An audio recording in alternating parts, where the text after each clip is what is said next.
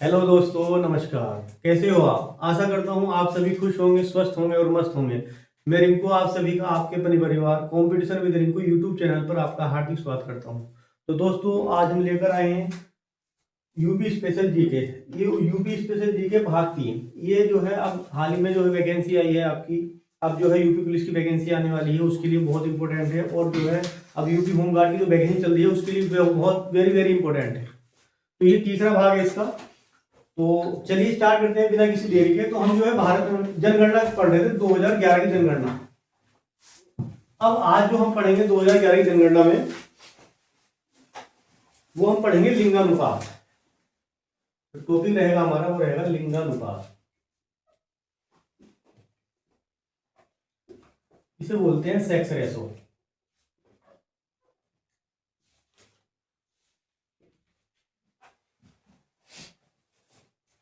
तो पहले तो समझेंगे कि लिंगानुपात का मतलब क्या होता है। देखो, लिंगानुपात का मतलब होता है कि 1000 पुरुषों पर महिलाओं की संख्या, 1000 पुरुषों पर महिलाओं की संख्या को हम बोलते हैं लिंगानुपात। मतलब 1000 पुरुषों पर महिलाओं की संख्या,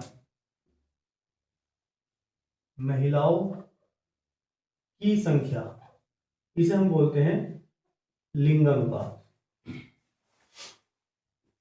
अब यूपी का लिंगानुपात कितना है? देखो, यहां से जो क्वेश्चन बनता है आपका, ये आपका मेन टॉपिक था। यहां से जो है कि यूपी का लिंगानुपात कितने प्रतिशत है या कितना है, तो उसके बारे में चर्चा करते हैं। यूपी का लिंगानुपात।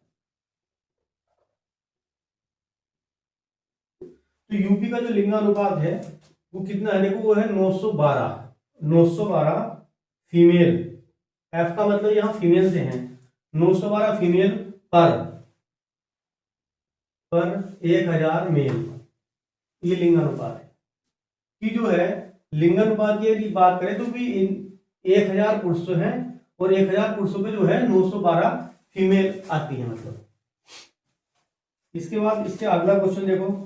अब 2011 से और 2001 से 2011 में के बीच जो 10 साल का गैप हुआ, जो जनगणना हुई 2001 से 2011 में, तो उसमें कितना अंतर आया है, तो उसके बारे में है कि 2001 से 2011 के बीच के बीच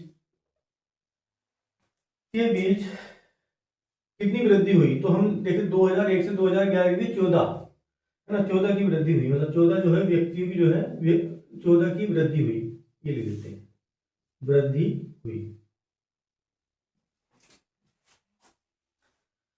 अगला क्वेश्चन है कि लिंगानुपात के मामले में अगर हम देखें कि हमारे यूपी का कौन सा स्थान है लिंगानुपात के मामले में, तो सभी राज्यों में, अगर सब भारत के सभी राज्यों में बात करें तो लिंगानुपात के मामले में हमारा जो राज्य आता है वो 26वें नंबर पर आता है। सभी राज्यों में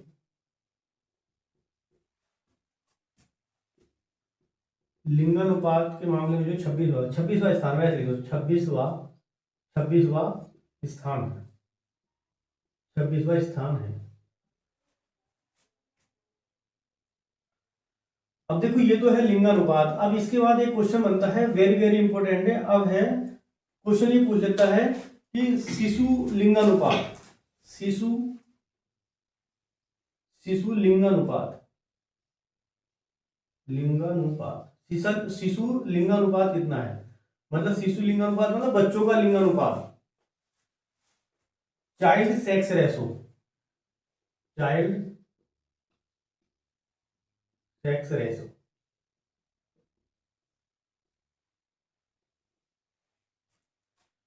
तो देखो, इसमें जो शिशु का लिंगानुपात है इसको देखेंगे हम। यूपी में जो लिंगानुपात है शिशु का, यूपी का शिशु लिंगानुपात ऐसे लिखते हैं, शिशु लिंगानुपात। देखो भाई, ये है हमारा 902। 902। अब 902 जो है ना, गर्ल चाइल्ड है हमारी, गर्ल चाइल्ड, जो गर्ल चाइल्ड है पर 1000 बॉय चाइल्ड है। बॉय चाइल्ड, यह लिंगानुपात है, शिशु लिंगानुपात।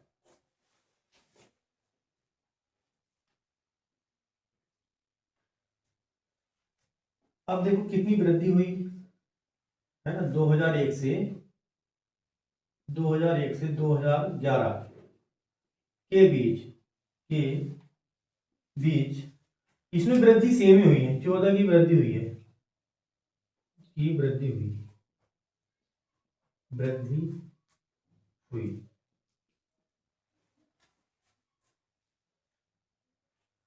अब देखो इसके बाद अगला क्वेश्चन ये आता है कि जो हमारा उत्तर प्रदेश है, अब हमारे उत्तर प्रदेश में 75 जिले हैं। अब क्वेश्चन ये पूछ लेता है कि जिलों के ऊपर कि हमारे, क्योंकि ये यूपी स्पेशल जीके की क्लास है, तो हमारे यूपी के अंदर किस जिले का लिंगानुपात सबसे अधिक है। तो अब जिले के हिसाब से पूछ लेता है, ज्यादा पूछ लेता है या कम वाला पूछ लेता है, तो उसको समझेंगे। तो हमारे उत्तर प्रदेश में जो है लिंगानुपात सबसे ज्यादा सर्वाधिक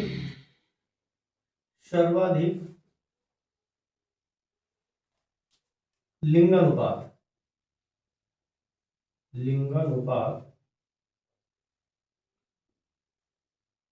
बाला जिला।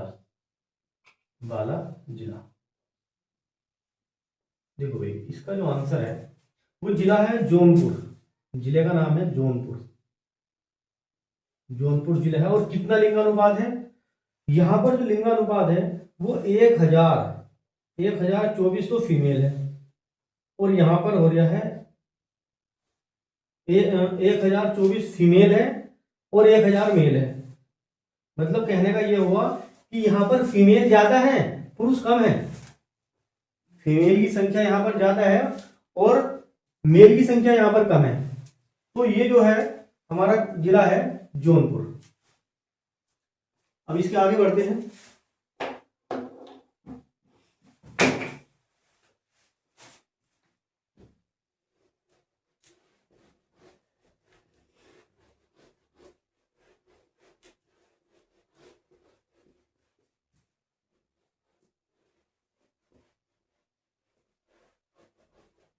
चलो देखो अगला क्वेश्चन समझते हैं। अब आता है, देखो ये तो सर्वाधिक के बारे में हमने पढ़ा, अब आता है न्यूनतम के बारे में कि न्यूनतम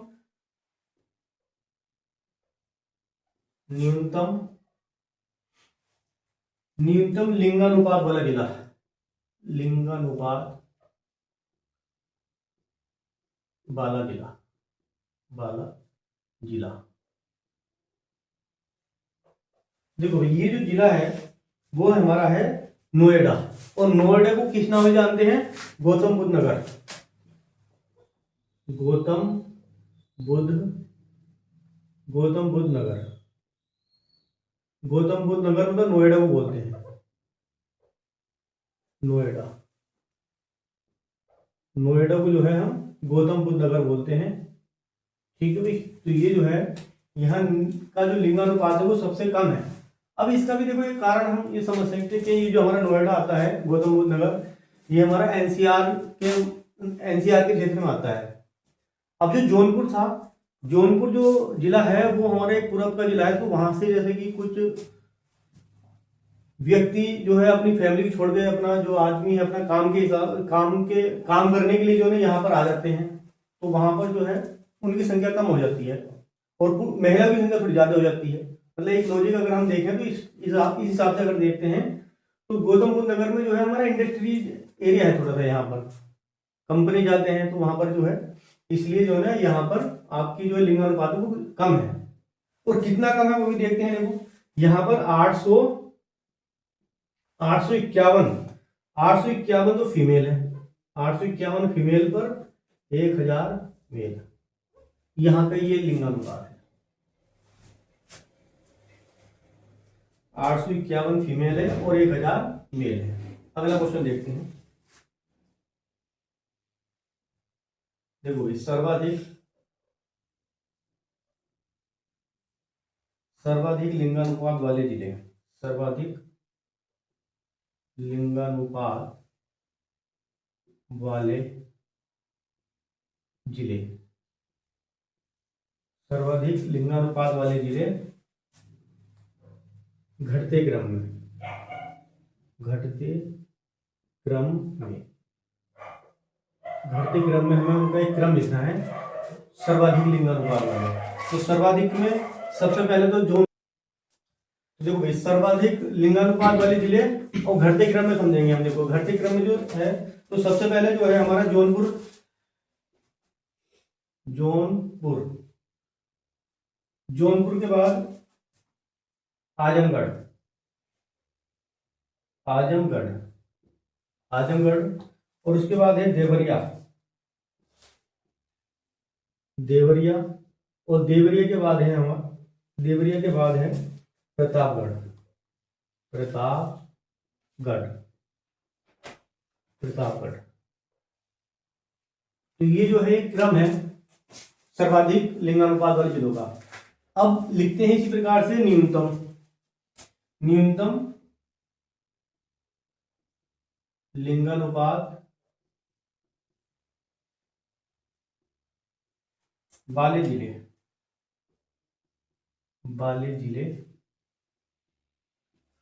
बढ़ते क्रम में, यहां पर हम लिखेंगे बढ़ते क्रम में, बढ़ते क्रम में। वो बढ़ते क्रम में देखो सबसे पहले हमने लिखा था कि सबसे कम था वो था गौतम बुद्ध नगर का। तो सबसे पहले गौतम बुद्ध नगर मतलब नोएडा, तो हमने जीवी नगर लिख दिया, गौतम बुद्ध नगर। उसके बाद बागपत, देखो ये बागपत भी दूसरे नंबर पे आता है, बागपत एक जिला है, बागपत यूपी गई। इसके अलावा ये दूसरे नंबर पे आता है, और एक जिला और पड़ता है हमीरपुर, हमीरपुर, तो ये भी जो है दूसरे नंबर पे आता है। बागपत भी दूसरे नंबर पे आता है और हमीरपुर, ये दोनों दूसरे नंबर पे आते हैं। उसके बाद तीसरे नंबर पे जो आता है वो आता है मथुरा, मथुरा, और फिर बांदा, बांदा जिला है बांदा, और बांदा के बाद पड़ता है कानपुर, कानपुर। ये तीनों जो है तीसरे नंबर पर आते हैं, ये इनका क्रम है। चलो आगे बढ़ते हैं।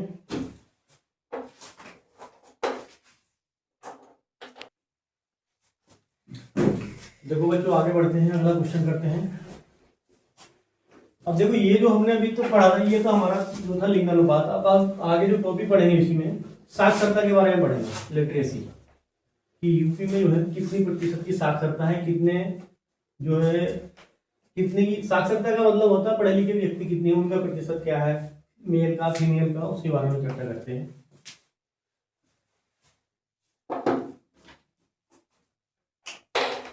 तो हेडिंग लिखेंगे देखो यहाँ पर साक्षरता, साक्षरता, साक्षरता मतलब लिटरेसी, लिटरेसी। तो औसत जो लिटरेसी है, औसत साक्षरता दर कितनी है यूपी की, औसत साक्षरता दर है ना यूपी की, यूपी की औसत साक्षरता दर वो कितनी है, वो है 67.72, 67.72 जो है ये यूपी की साक्षरता दर है। अब इसमें भी देखो अगर हम जिले की बात करें कि किस जिले की साक्षरता दर सबसे ज्यादा है, क्योंकि उत्तर प्रदेश की ये टोटल साक्षरता दर है औसत। अब जिले के हिसाब से देखें कि जिले की सबसे ज्यादा है कि जिले की सबसे कम है, तो उसके बारे में देखो समझते हैं। अगर जिले की बात करेंगे तो जिले में जो है सबसे ज्यादा अधिकतम, अधिकतम जो जिले के बारे में अगर बात करें तो जिले की है सबसे ज्यादा है गौतम बुद्ध नगर, गौतम बुद्ध नगर। और सबसे कम की यदि बात करें हम न्यूनतम, न्यूनतम देखो भाई न्यूनतम जो है वो है सिरावस्ती, सिरावस्ती, सिरावस्ती एक जिला है उसकी सबसे कम है, मतलब अगर जिले के हिसाब से देखें ये औसत है। अब यहां से जो है दो प्रकार से क्वेश्चन बनते हैं कि तो औसत है, चलो भाई ठीक है। अब इसमें औसत में भी तुम्हें बताना है कि मेल और फीमेल को अलग अलग करना है कि मेल की कितनी है फीमेल की कितनी है। तो बात करते हैं मेल और फीमेल की अलग अलग। तो मेल के अगर बारे में बात करें तो मेल की जो है वो है 77.2%, ये मेल की है। और बात करें यदि फीमेल की तो वह है 57 0.2%, ये फीमेल की है।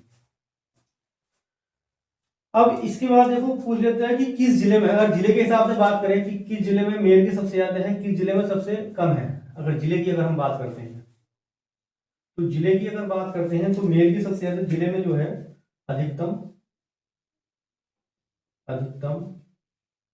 यदि जिले की अगर बात करते हैं तो जिले में जो है गौतम बुद्ध नगर ही है, गौतम बुद्ध नगर। और सबसे कम न्यूनतम, अगर न्यूनतम की बात करेंगे तो वो है श्रावस्ती, श्रावस्ती। इसी प्रकार से बात करें, अच्छा ये हो जाएगी आपकी मेल की, अच्छा ये मेल की होगी और न्यूनतम और अधिकतम होगी, बस ठीक है। ये जो है आपकी न्यूनतम भी होगी और ये अधिकतम भी जिले के हिसाब से होगी। अब यहाँ पर आते हैं, देखो यदि हम इधर बात करें कि जो है सबसे ज्यादा किस जिले की है और सबसे कम किस जिले की है, तो जिले की अगर बात करें तो देखो अधिकतम जो है, अधिकतम साक्षरता दर महिलाओं के मामले में अगर बात करें, ये फीमेल की है, ये फीमेल के बारे में पढ़ रहे हैं, तो वो है कानपुर नगर। अधिकतम जो है कानपुर नगर जो है वो महिलाओं के मामले में सबसे ज्यादा पढ़ा लिखा है, मतलब। उसके बाद मिनिमम अगर बात करें या न्यूनतम, तो न्यूनतम तो यही है श्रावस्ती।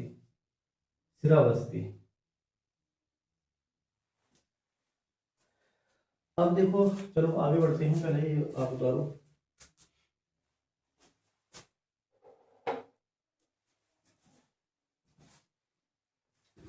ठीक हो भाई, अब जो है इनका क्रम लिखते हैं, घटते क्रम में और बढ़ते क्रम में, अलग अलग दोनों में।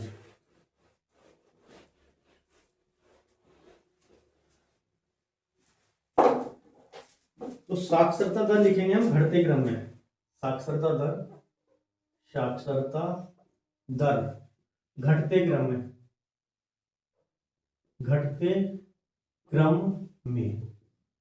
तो घटते क्रम में साक्षरता दर अगर हम लिखें तो देखो सबसे पहले किसकी होगी, सबसे पहले देखो ये हो जाएगा आपका गौतम बुद्ध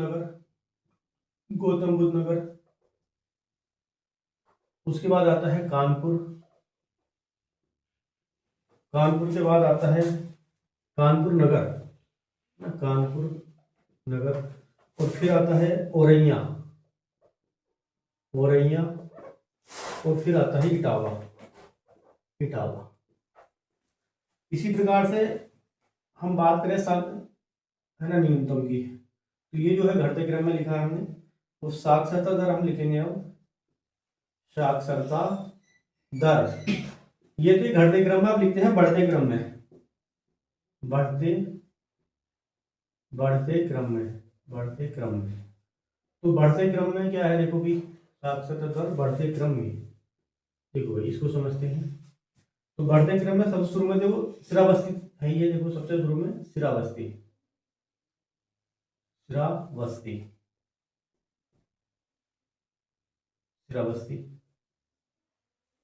अच्छा श्रावस्ती के बाद आता है, हाँ सही है, ये हो जाएगा आपका बहराइच।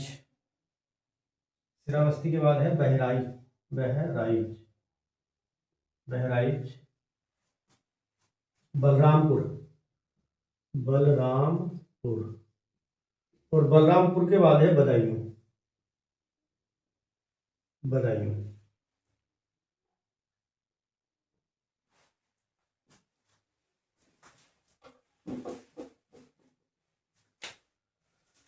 तो दोस्तों आज के लिए इतना ही। यदि ये वीडियो आपको पसंद आई है तो हमारी वीडियो को लाइक करिए और अपने दोस्तों को ज़्यादा से ज़्यादा इस वीडियो को शेयर करिए और हमारे चैनल को सब्सक्राइब करिए। मिलते हैं अगली वीडियो में, तब तक के लिए जय हिंद, वंदे मातरम।